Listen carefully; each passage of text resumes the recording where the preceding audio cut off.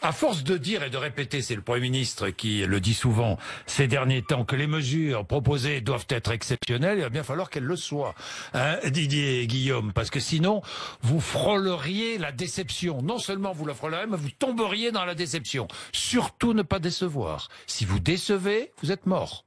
Alors, politiquement. il y aura deux catégories. Oui. Les communiqués de presse de LFI, Oui. du PS, de LR sont déjà faits.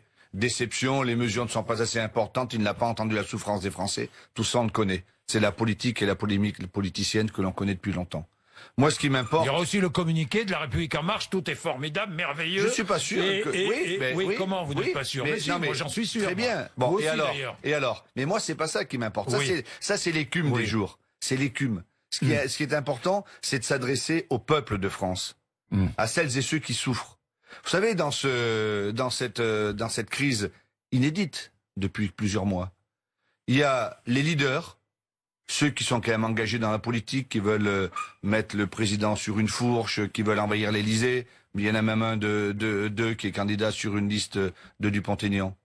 Les leaders, ceux-là, c'est pas le problème. Il y a les casseurs. Il faut les éradiquer. Et puis il y a les engagés de la première heure.